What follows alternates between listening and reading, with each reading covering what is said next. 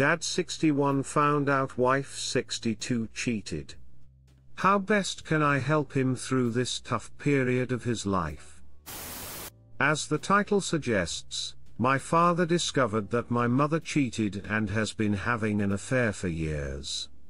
Not only that, she'd been bitching about him to her family in secret for months and making him out to be some kind of abuser, all false, as I've been living with them for a while and seen how she twists stories to make it seem like he's the bad guy.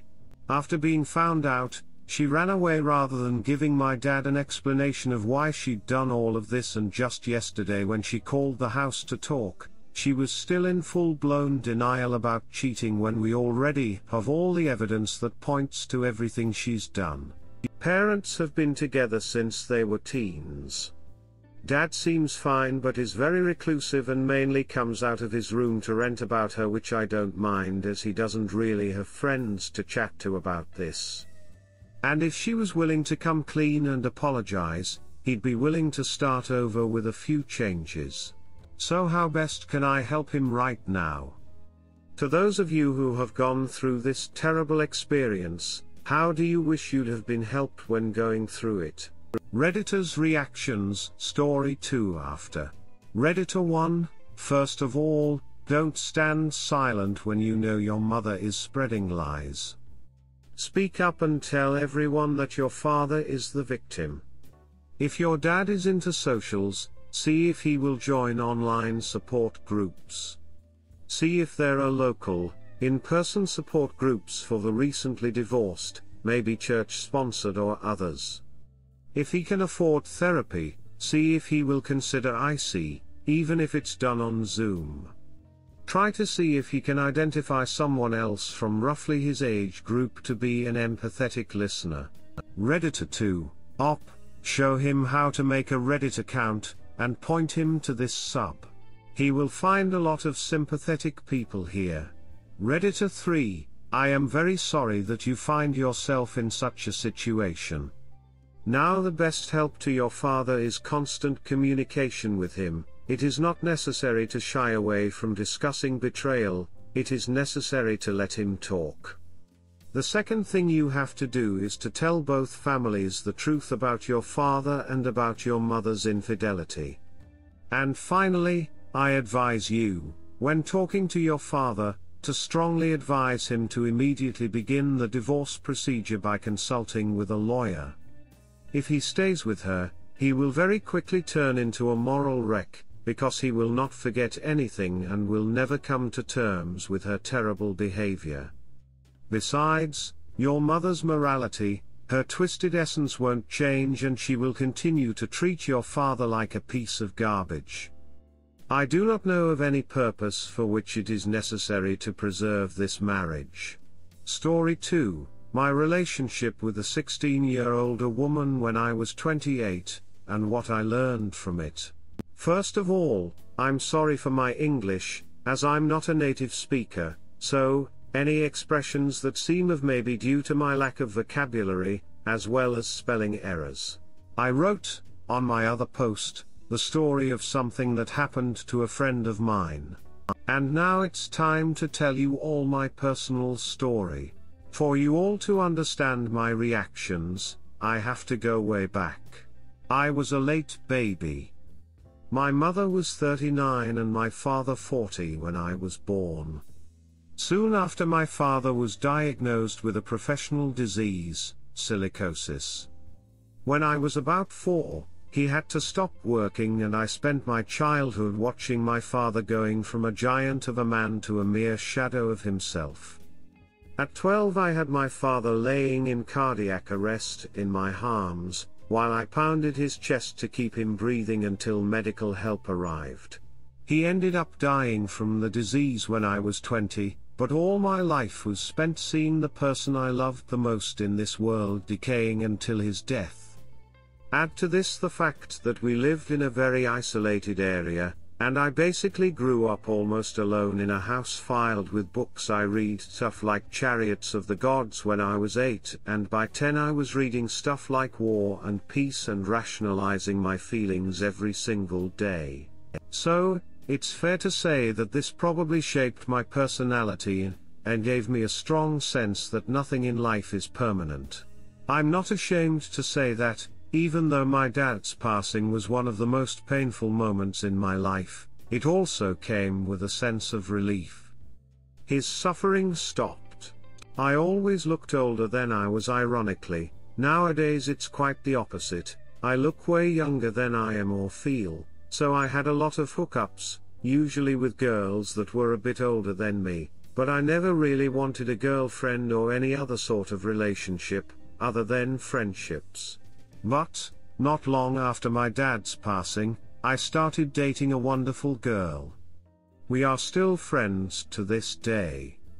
The first 2 years of our relationship were awesome, but she went to study in a city about 200 miles away, and we entered a phase where we would only see each other every 2 weeks.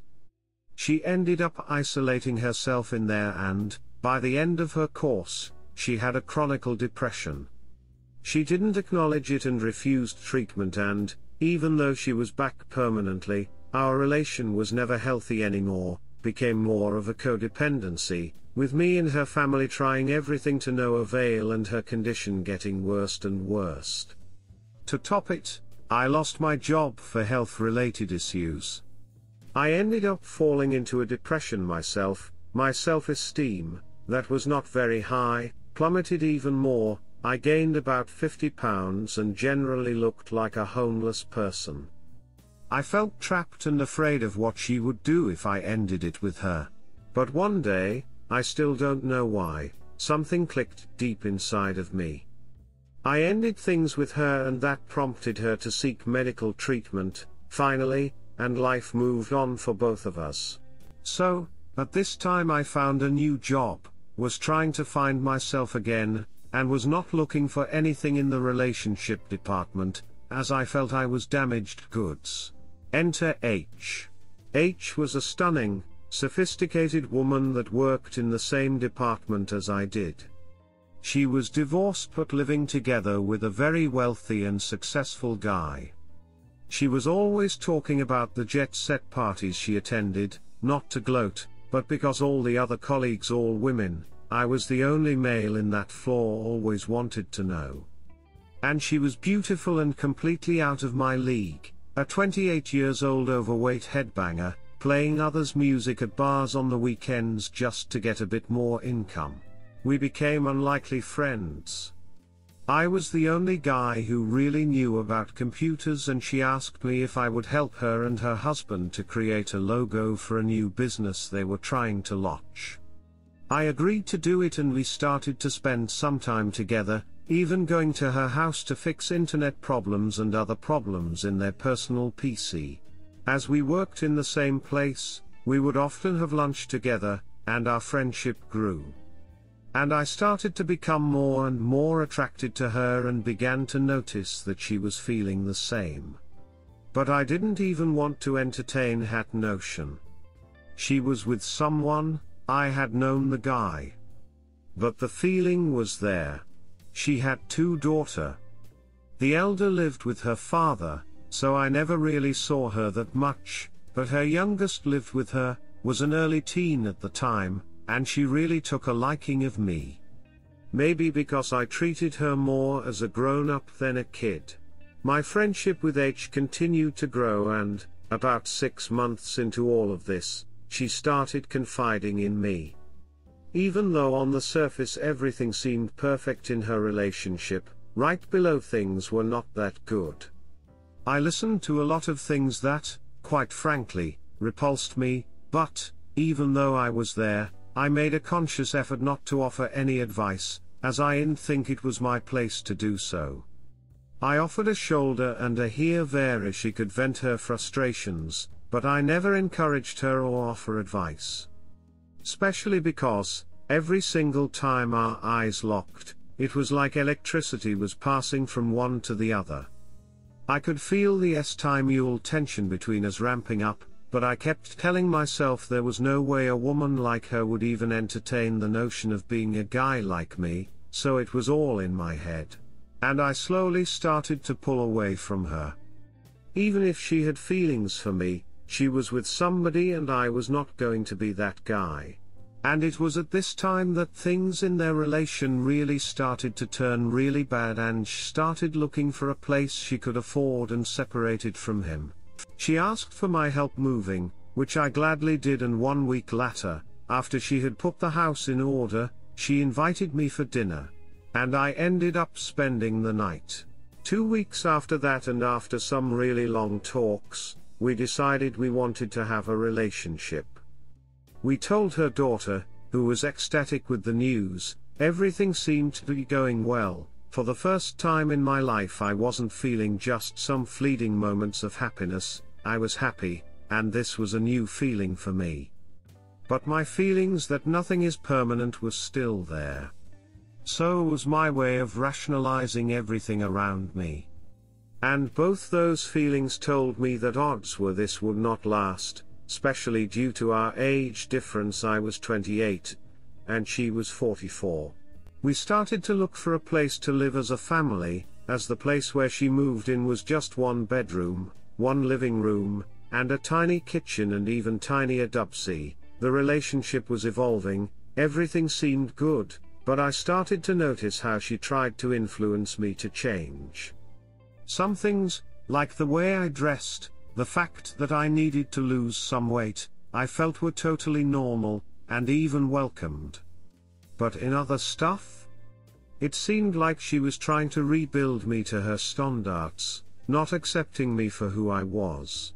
6 months in and we had a vacation together. We decided to just get in the car, go and spend the night wherever we were. But in the first night we headed to another city where she had a girlfriend. We ended up meeting the friend and spending the night at her house, as she didn't let us go to an hotel. Nothing happened here, but this friend will be important later. We will call her E. She worked 2 jobs, as a secretary during the day, as waitress in a bar at night, and was also a volunteer firefighter. She was a tough woman. But all the time we spent with her, she was complaining how hard it was to find a man. Mind you, this friend was my girlfriend's age, so, mid-40s. We left that city and spent the following week roaming around, having fun, and on the last night, before we returned to her place, after a long and very torrid night of time, while we were smoking in the balcony of the hotel room we were at, she asked me, "Where do you think this relationship is heading?" And all the old stuff I had inside just surfaced. We ended up having a good talk, but, from that moment on, I knew something was quite not right. She turned in after we talked and I ended up spending the night sitting on a chair in that balcony, just watching the scenery, smoking and thinking. I knew she loved me, I loved her, but the differences between us, the difference between what I was and what she wished I was, surfacing. The next day we were back at her place and the world seemed to realign again. It was a really awesome day. The next day her younger came back from her father and E came with her daughter to spend a week at her house. I was just going to Sati that night and then going home and return to work. As soon as E arrived, she asked where the fire station was. She said it was customary for volunteer firefighters, when in another town, go to the fire station and leave their contact in case anything was needed. She went into the firehouse and came back having met one of the guys in there, with his phone number and an invitation to go to a dance club at night. We all decided to go, even though it's not really the kind of place I enjoyed. At night, the firefighter arrived with another guy in tow. I found it really odd, and wanted to back out on the spot, but eventually went along because her daughter really begged me to go. So we went. The dance club had an open space in the back, with a swimming pool and a wonderful view of the ocean, and that is where I spent the night with her daughter, just talking and laughing. At some point she turned to me and asked, "You really do love my mother, don't you?" And I just smiled and said yes. She just hugged me and said good. Her mother, E and the tow firefighters were at the dance floor all the time. After about 2 hours of me being bored, I went to check on them and saw them. And the dancing was really provocative. Let's just say I didn't like what I saw. When we finally left the club, we walked to her home. E was talking with the original guy she had met, H was talking to the other guy that came along, and I was in the back, talking to her daughter.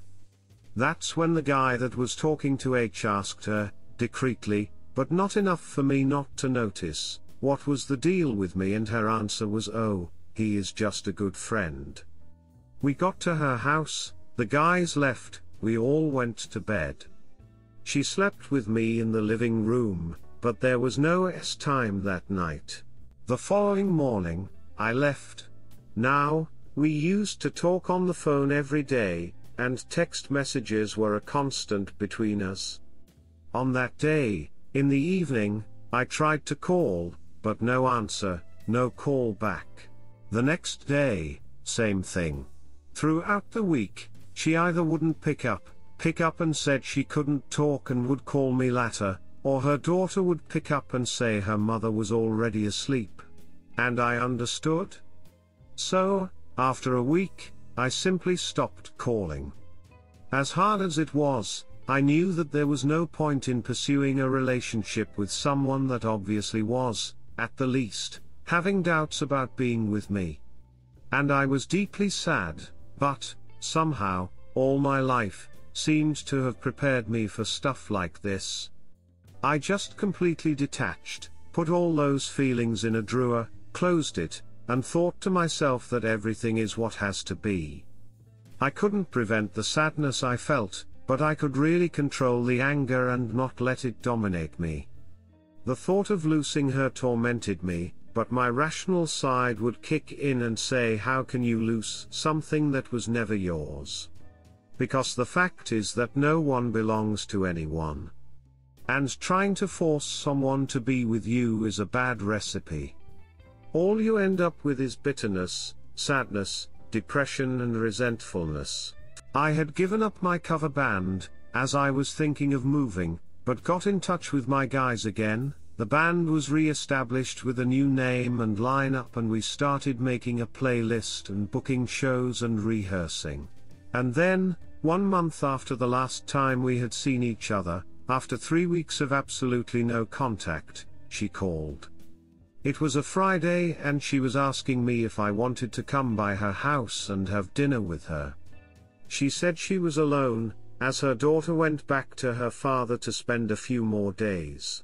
I told her I was busy that day and she was taken aback, but the invitation stood for the next day, even though I told her I wouldn't be there for dinner, but we could grab a drink afterwards. So, I arrived at her place on that Saturday at about 9:30 p.m. She came to the door wearing almost nothing, we hugged, and when she went for a kiss, I just turned my face, given her my cheek. She was really shaken after this. I waited in her living room as she got dressed and we went out to a bar at walking distance from her house, where we had never been together. On the way there she asked if I liked the dress she was wearing and I complimented her. She said she knew I always liked seeing her in that dress and that was why she was wearing it. I said nothing about it.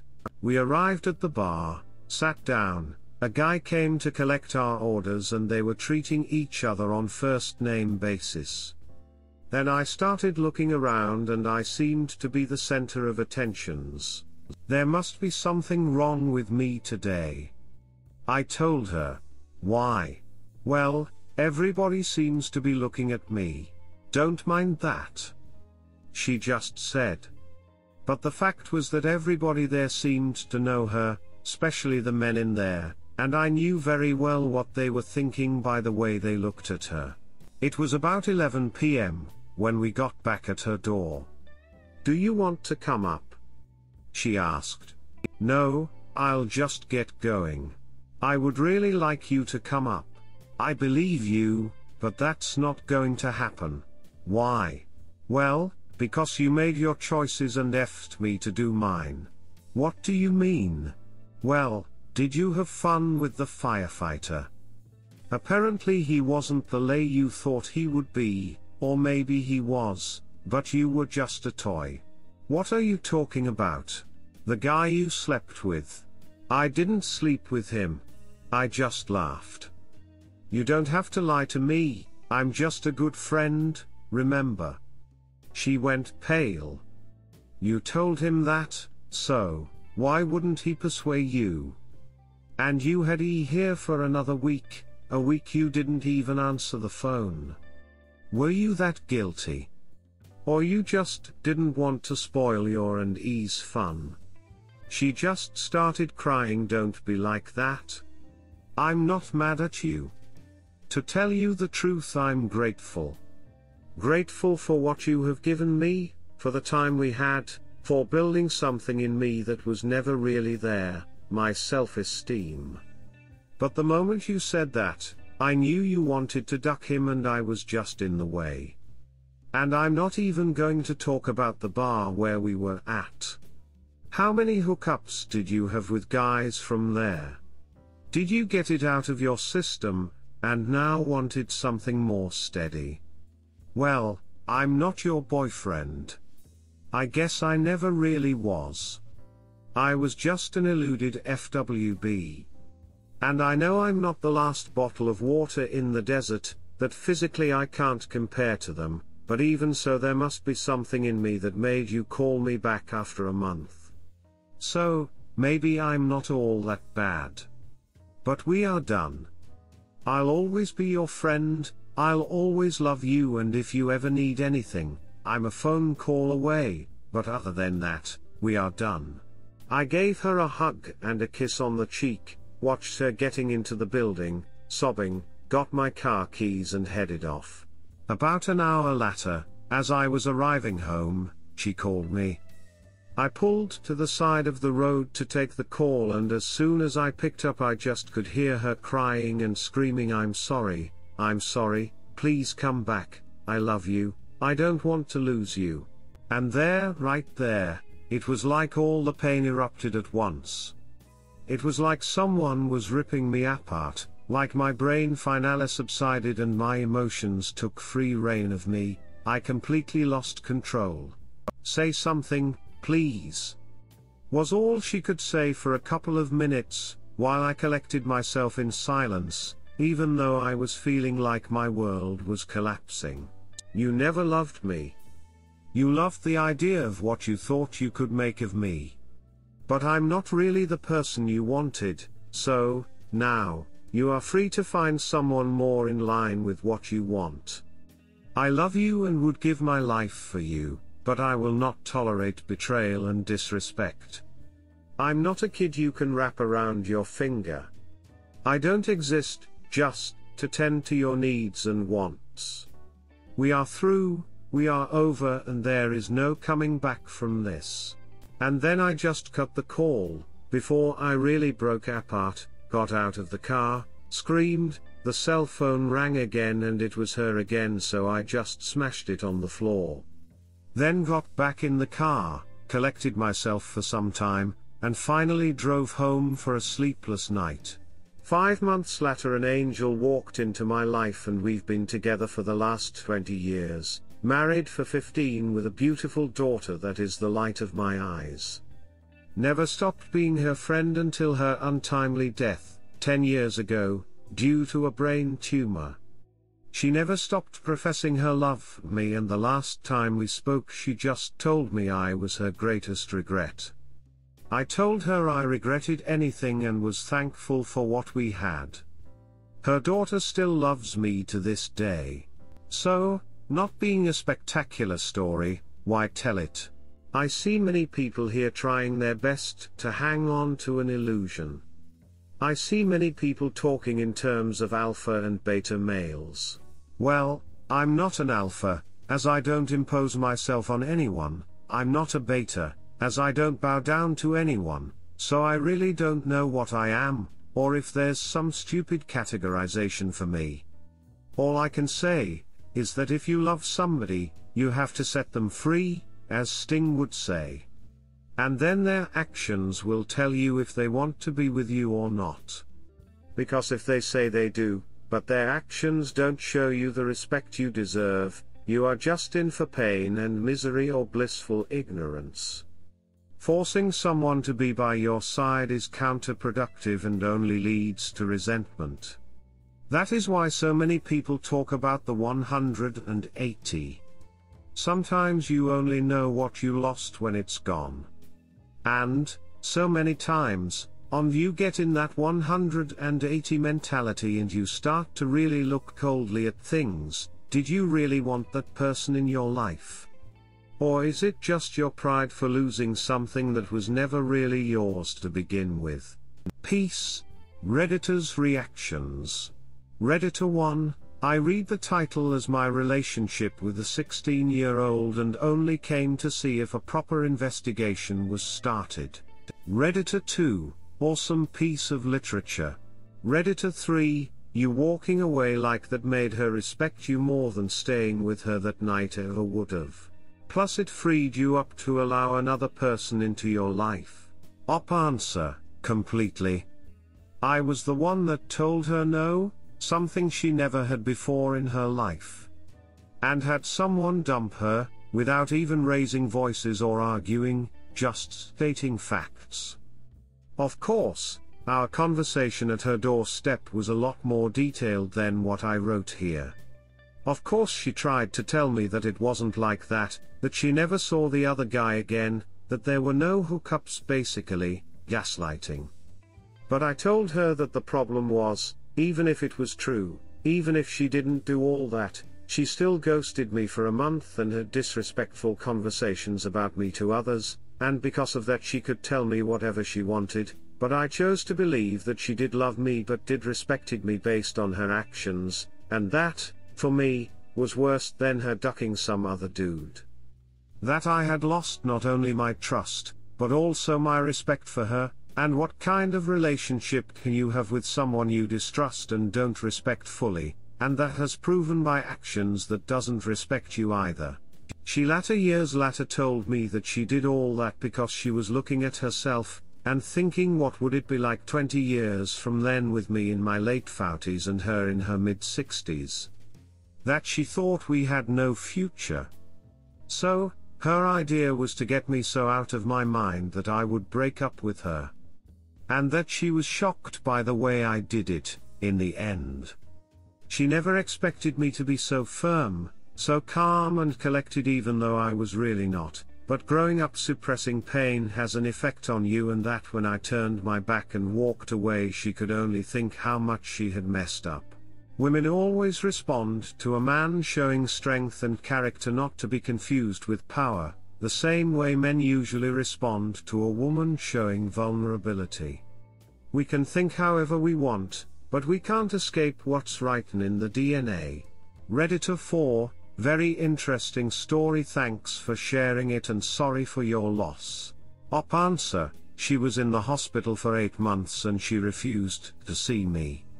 When I asked her daughter why, she said that her mother wanted me to remember her at her best, not at her worst. The day her daughter called me to say she had passed away and give me the details for her funeral, I was in complete disbelief. But by then, even though the friendship was there, we didn't see or spoke each other all that much, as life took us in different directions. I had a baby home and that baby was and still is my top priority. But it still hurt.